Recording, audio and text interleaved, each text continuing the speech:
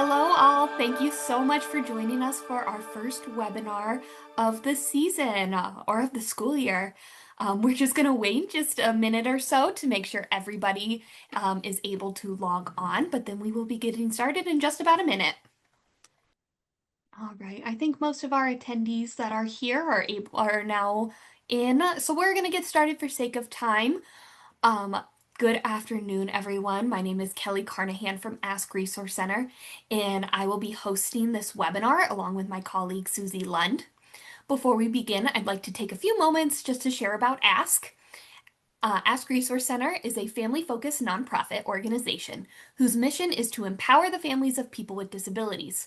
We provide individual support, collaborative advocacy, training, resources, and leadership development for Iowa families of children with disabilities or a special healthcare need, ranging from ages birth through 26. And we also serve the professionals who serve these people. We want to thank you so much for joining today for our webinar titled Navigating the Achieve Family Portal. Today we have three presenters from the Iowa Department of Ed: Shannon Grundmeyer, Education Program Consultant; Nancy Hunt, Education Program Consultant; and Lisa Lohman, Management and Analyst with the Iowa Department of Ed. Just a few housekeeping notes before we get started. Today's session is being recorded and will be available shortly for viewing on YouTube and the Ask website. Additionally, the recording and PowerPoint will be sent out to everyone who registered for the webinar today. Please note the webinar may be uploaded a little later than usual, but it should be ready within a few weeks. If you have any questions during the presentation today for our presenters, please use the Q&A feature and they will be addressed throughout the webinar. And finally, we wanted to let you know that a survey will be sent out following the webinar today. We will also share the survey in the chat at the end of the webinar. Your feedback is super important to us as it helps us to continue to secure funding to support families and professionals, and let us know how we can do better. So without further ado, we are very pleased to welcome our presenters, Shannon, Nancy, and Lisa. Wonderful. Thank you, Kelly.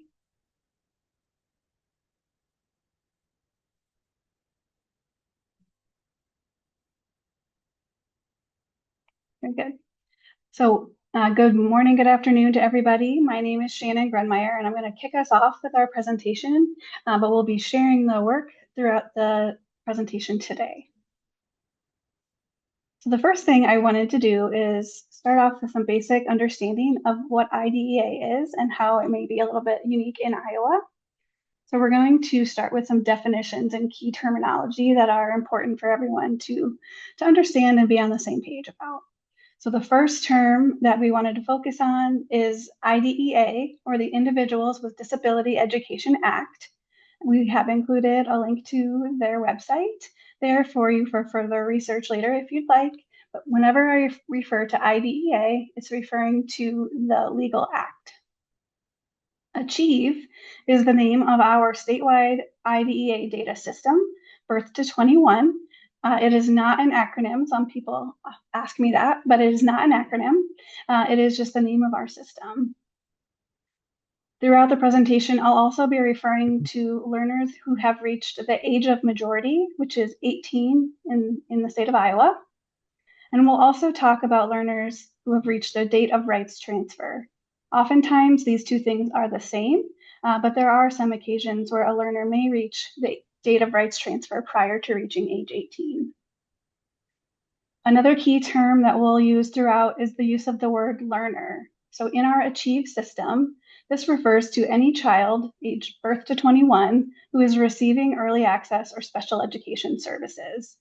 So we use that throughout our Achieve system and also throughout our Achieve Family Portal system. An IDEA parent is an individual who has been determined eligible to make educational decision-making rights on behalf of their learner as defined by IDEA. And then a couple other acronyms you may already be familiar with. IFSP stands for the Individualized Family Service Plan. This appears for our early access learners from birth to age 3.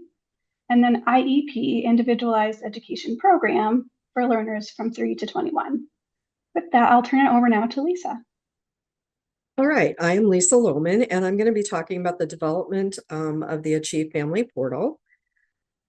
There was a vision in mind as stakeholders got together across the state of Iowa, and our vision was to strengthen partnerships between children, families, service providers, educators with the system we now call Achieve. This is a birth to 21 system for early access and special education. Early access is that IFSP part that Shannon was just referencing. Our goal also was to increase access, so a secure online so that account access for learners to early access information as well as special education records could be available.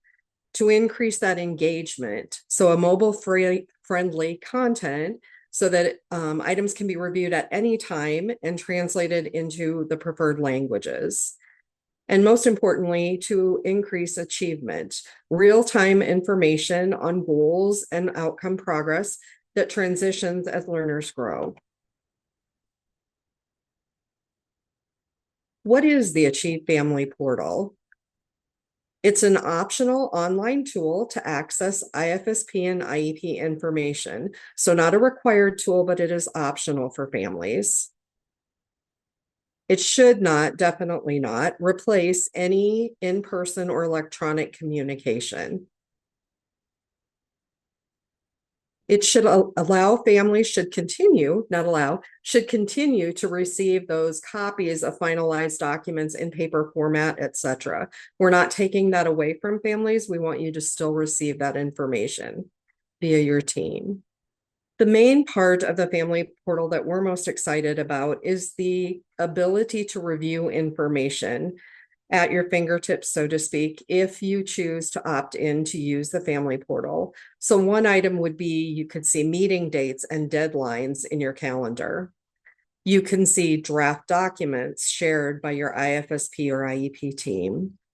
You'd be able to see current and historical IFSP and IEP records that come from previous systems. There will be real-time progress data and outcome for goals. So once that information is entered by a teacher or service coordinator, that information will be available to families. Families are able to print, download, and sign paper consents, able to download and digitally sign consents, able to download new and historical IFSP and IEP records. One of the things that we've been hearing is people are excited that they can go in and view their previous IFSP or IEP information for their learner, and they can actually download that information and keep it for their use or have a record of it. And then completing the family survey coming soon. This screen shows what the recent documents section looks like in Achieve. This was envisioned as kind of a portal like medical staff use so that you would see anything that's new coming in. So as an example, you'll see that there are two different learners here. There's Lex learner and Leah learner. There's a meeting notice, an IEP, a CLP, contingency learning plan, a prior written notice, and then a meeting notice reeval information. These are all recent documents that have been made available on the portal. And it's up to the family member to determine if they want to leave those recent documents. They can leave them here. If you like notifications, then you can leave them so that you can see when that information is available or when it's there. If you don't like notifications, like I don't, family members have the ability to clear their alerts. So if they want to clear it, they can do that. The information will still be available via the documentation stepper, but it's just clearing it from the recent documents. So you're clearing that notification, so to speak. If there's multiple notifications on this page, you'll notice there's an items per page, and that can be changed here, or you can click on the arrow to scroll over to the rest of the notifications. And again, any cleared alerts remain in the documentation stepper, so they're not lost. Consents to review and sign. When family members sign up, they can sign up for interactive access, which allows them to interact with the consents so that they can sign electronically, or they can be view only. So then they could view the consent forms, they can actually print them and sign them. We call it a wet signature, where they can sign it and give that copy back to their team. So within here, you'll notice that there are consents to review and sign here. So there's a section on the dashboard that shows this. And then depending on your access, you'll be able to click on this and either download or sign it electronically. Signing electronically, underneath the 3 dots over to the left of the name, there will be a sign, and then you can electronically sign the form if you have interactive access. Progress monitoring data is located underneath the data history button, which is at the top right of your learner. So once you select your learner from that dashboard by clicking on their blue URL, it will take you to their learner information. You can click on the data history link button, and that will take you into their data history section, where you'll be able to see the data that's been entered by the provider as soon as it's been entered. And you'll be able to also see those graphs, and you can print them out, you can download them, or you can just view them in the portal. Oops. And with that, I'm turning it back to Shannon. Thank you, Lisa. All right, so there are a lot of different benefits for learners and for family members who wish to create an account. So we'll talk through that a little bit. The first thing that I'd like to address, though, is who is able to create an Achieve Family Portal account. At the beginning of the webinar, we talked about IDEA parents are those who are defined as eligible to make educational decision-making rights by IDEA. So those categories of individuals are listed here in the first table. Parents who are the biological or adoptive parent are the first and automatic group. Sometimes, though, we also have relatives or other adults who are acting as a parent. We may have legal guardians, a court designee, power of attorney who would be sharing some rights, or a surrogate. So all of these types of individuals would be eligible to create an account in the Achieve Family Portal after they have been validated by the IEP or IFSP team. Special education learners, those who are between 3 and 21, also have the opportunity to create an account in one of 2 ways. After the first IDEA parent creates their account, they have the ability to invite their learner to do the same.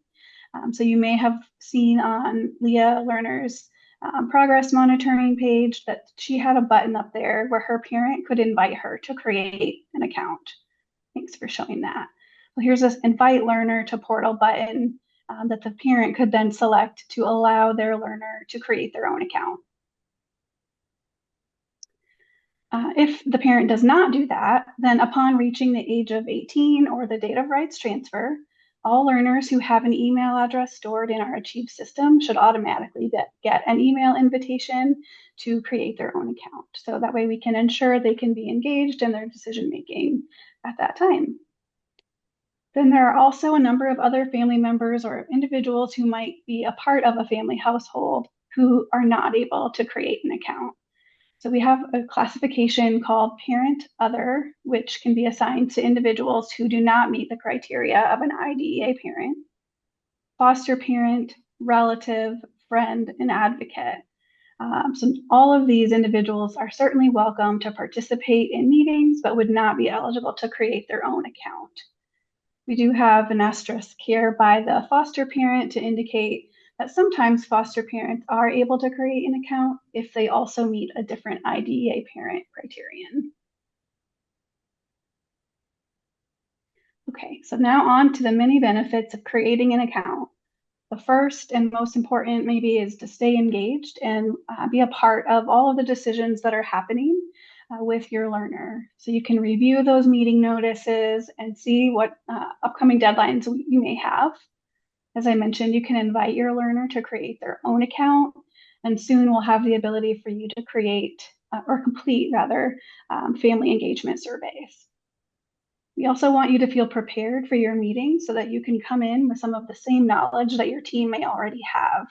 So there you'll be able to review your procedural safeguards, Again, view, print, and or sign electronically those consent forms so you can be on top of that when those come in. And of course, if your team is able to do so, share a draft of those documents in advance with you via the portal. And then tracking progress will link back to that data history that Lisa showed before, where you'll be able to go in and see that real-time data that's being entered towards your learner achieving those outcomes or goals. It also can help support a smooth transition for you to help you to be able to support growth at home and know the things that are being worked on in the school setting. So we've launched the Achieve Family Portal back in February of this year, and we've gotten a few pieces of feedback so far from families that we wanted to share. The first person indicated that having access to this account empowered them as a family member to be more active in their participation. So being able to review my child's early access records at my own pace has made it easier for me to understand.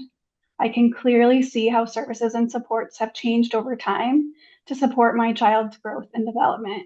And I feel more comfortable asking questions during visits and participating in family routines. So we know that there's a lot of jargon and language that are often used in IFSPs and IEPs that can be difficult to understand. But for this parent, having access to the portal helped to alleviate some of those concerns. The second parent indicated that it helped to improve communication and trust amongst her team. So for her, it was a game changer, she said. It kept our documents all in one place and gave us access to real-time progress whenever we needed it. We weren't waiting for those 3 or 4 times a year when we might get updates from the IEP team. Knowing that we're all seeing the same information as the staff builds trust and has made communication smoother and more effective. And then the third parent indicated that the family portal has supported their own tracking for their child's progress and needs. So before the annual IEP meeting, they were able to get in and review the child's progress, which was really helpful. They appreciated the ability to review the documents and having them all stored in one place, saying it's much easier to manage than stacks of paperwork.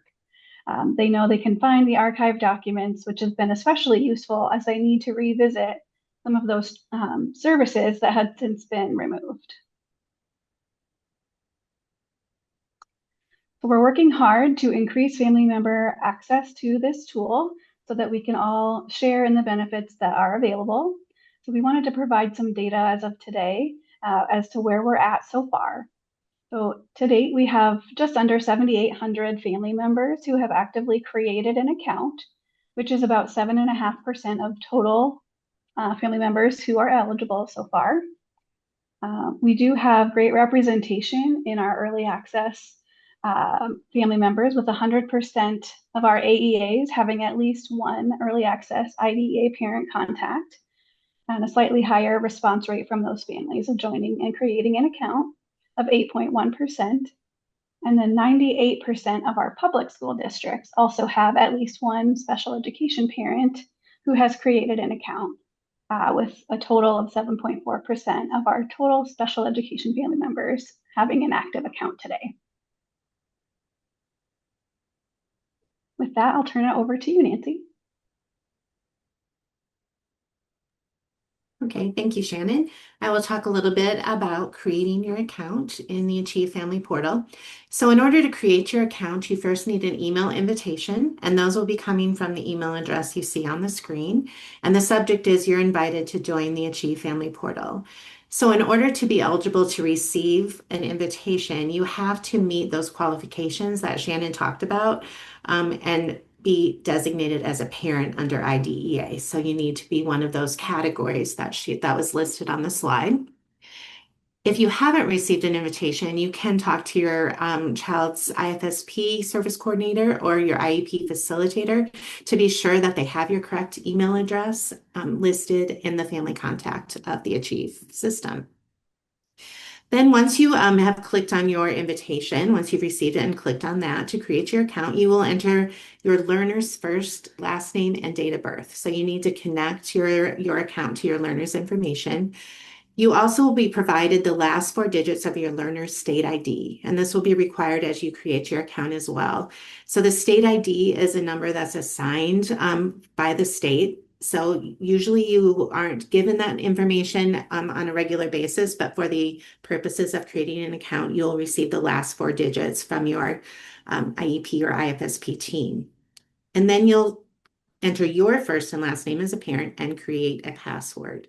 So the passwords need to be secure, so they're pretty involved. So you need to have at least 15 characters with your password. Then, as most online systems, there's some terms and conditions that you need to accept. So you can read those and click the checkbox.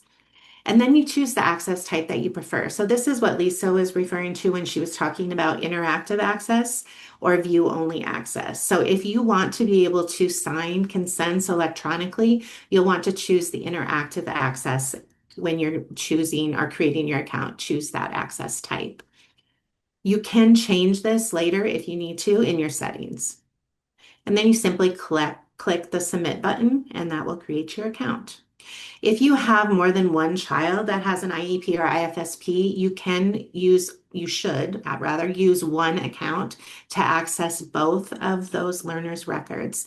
So in order to add the other child or other learner's information onto your account, you'll just simply go through the process again by clicking on the invitation, and then you'll enter your information. So you can connect those accounts together, and then you'll be able to use the same email and password to sign in. So some quick tips. If you haven't received an invitation, contact your IFSP or IEP team to see what might be stopping you from getting the invitation. So you need to make sure that they have an updated email address for you, and you need to be, and they'll also be able to review with you if you're an IDEA parent or not, and send you a new invitation if needed. One thing too, if you are employed by an AEA, a school district, or the Department of Ed, you do not want to use your work email for your account username. You cannot have an account with Achieve, the Achieve system, and the Achieve Family Portal using the same email. So make sure that you're using a personal email address as a family contact. You do need those last four digits of your learner state ID from your IEP or IFSP team before you're creating your account. So if you don't have that, you can contact them prior to starting that process. And then also, we do find that sometimes these emails are filtered out from some email systems. So to be sure that you're getting the email addresses, you can add the no reply achieve@iowa.gov email address in your contact list to ensure that it doesn't get filtered out. We do have a quick start guide that you can use for additional support if you need. It has some step-by-step instructions on how to create an account, as well as screenshots to help you through that process. If you would prefer another language other than English, you can view our guide for translating web pages as well. So the language translation guide is available on our website to help you translate a web page to a different language. And then also, if you need help, we do have a help desk that's available, and we have a support request ticket that you can complete if you need assistance. And then someone from our help desk will look into your issue and help guide you through that process. Thank you, Susie, for putting those in the chat. You can also find all of these resources on our Achieve Family Portal webpage, which is on the bottom of this slide as well. So once you've created your account successfully, you will then go to the Family Portal sign-in page in order to log in. On this page, you'll see that there's some resources available to you, like a user guide. And also there's a self-service forgot your password link. If you need to, if you've forgotten your password, you can always use that to reset your password as well. So this is where you'll come once you've created your account. So you'll want to bookmark this, and so you can find it easily. And you'll see that URL is at the bottom of the slide as well. Some of the support resources that you'll find on our Achieve Family Portal webpage. We have a quick introduction video, and thank you to Ask Resources. That was a joint effort between the Iowa Department of Education and Ask Resources. So we appreciate their video editing skills in helping create that video. We also have some frequently asked questions. So if you're having difficulty, you may find an answer there. We have those links to the support team. So we have an email address to the support team as well as that ticket system. So you can always send questions. We have some, the quick start guide that we talked about, as well as some ideas on how to use the family portal. You can look at the user guide or the activity guide to help guide you through how to find the information that you need. And that URL is at the bottom of the page. And then ways to access the family portal. So you can access the portal through any web-enabled device. So you can use your computer, your laptop, you can use a smartphone or a tablet. You do not need to download any apps. It's simply just a web browser, so you can access it on any enabled device. And how do you communicate with your team? This has not changed. You still can communicate with your team through the phone, email, in person, through district level communication tools. As Lisa mentioned earlier, this is not to replace that one-on-one interaction with your team, but rather it's just to give you some additional resources and tools to help stay engaged in the process. So it's just to give you access to those documents and all of the records at your fingertips whenever you need them. And so this slide just, again, has the information on how to connect to our support. So you'll see the email there, as well as a phone number, and then that ticket that we've been talking about, the support request ticket. So you'll have all of that available to you on the slides when you receive those. Right, so we are ready for the question portion. Very good. I started to answer a few in writing, but we can also address them verbally. So the first question that I have on my list is, when you print progress monitoring, is there any way to get the complete goal name at the top? And yes, that's coming soon. It is something that we have noticed as well when we launched the family portal. And so we are working on making a change to that as we speak.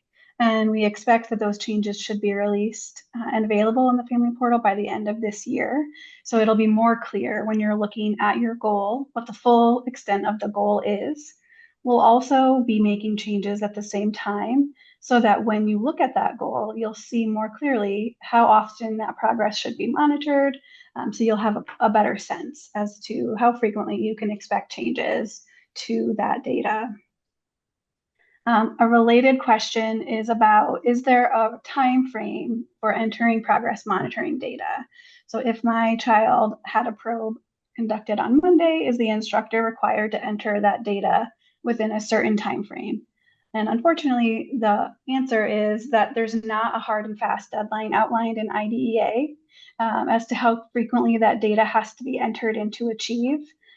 Teams can certainly be documenting their data in other systems or other ways outside of Achieve, and they do sometimes do that, and then enter everything as it gets closer to those quarterly or trimester report cards that might otherwise go out.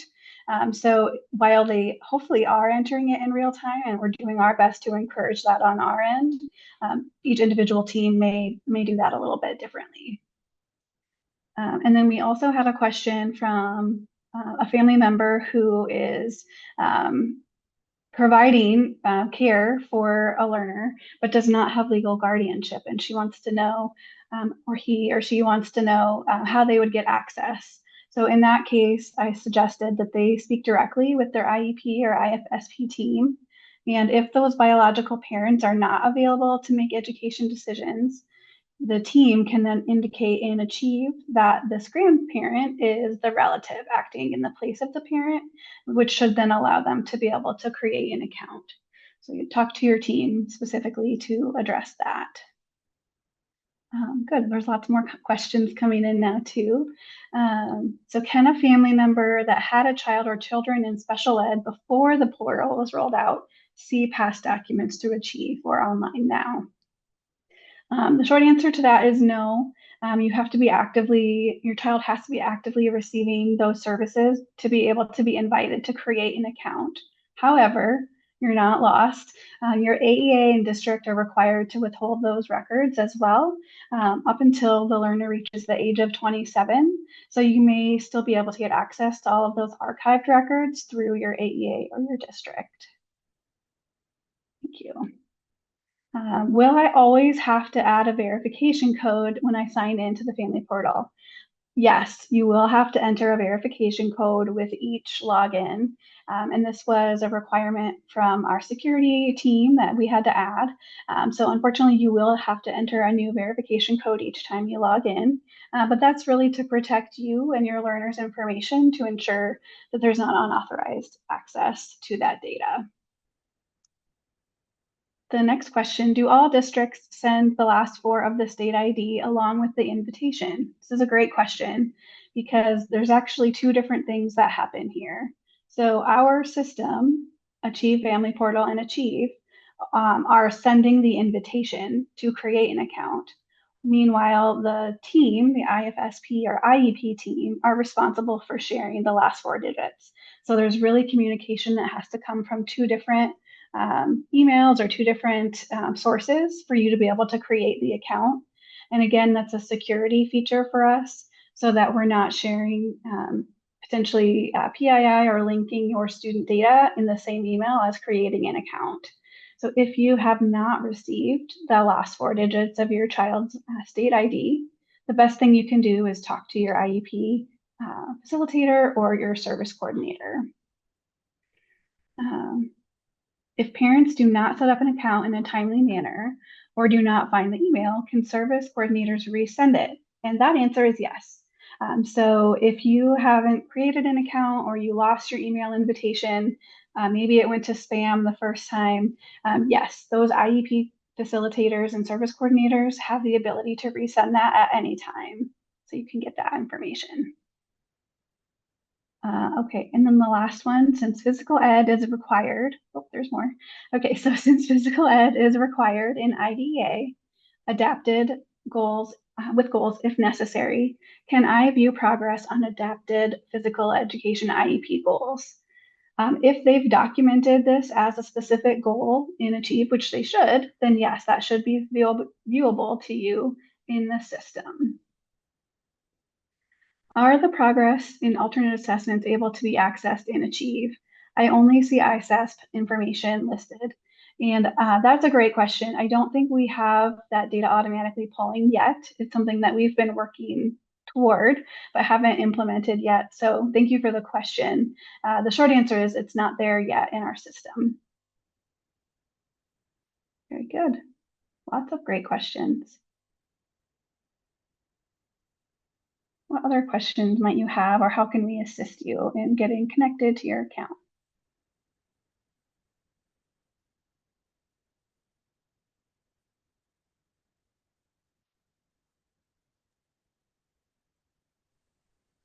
All right, it looks like maybe we are coming in near to the end. Thank you so much, Shannon, Nancy, and Lisa. That was super helpful. And as a reminder for everyone on this call, if you need any support in getting signed up for the portal, those pages that were referenced in the PowerPoint are really helpful, and we also can help at Ask. So if you need someone to kind of help you walk through those things, we'd be happy to help you at Ask. Yeah. Well, if we don't have any more, oh, one more just came in. Oh, just somebody wanted to say thank you. And I'm so happy to hear that you guys found this webinar helpful. And we want to thank you all for joining us today. And a special thank you to Shannon, Nancy, and Lisa for this presentation today. I know it seems like it's been helpful for everybody, and I know it'll be helpful for those who can watch it later. Before you leave today, we are going to put a survey in the chat for those who have attended. This survey just helps us know what you got away or what you took away from this, how can we improve, and just helps us secure funding for later down the road so we can continue helping. We'd also like for you guys, or we encourage you to check out our events tab on our Ask Resources website for our future webinars. This is the first of many for the school year, and we want to make sure you see all of them. Little sneak peek is for the next 6 webinars, we will be covering the 6 principles of IDEA. And there's a lot of information to unpack, so we're doing one webinar per principle. And next week, we will be digging into FAPE and what that means. So please check out our events tab to stay up to date with all of our webinars, and we hope to see you next week. And if you haven't already, please sign up for our newsletter with Ask to stay up to date with all of this information, and subscribe to our YouTube page so you can come back and watch this at any point to make sure you hear all the information when you're ready for it. Thank you all so much for coming today, and if you need anything, reach out to Ask. We appreciate you all attending. Bye, everyone.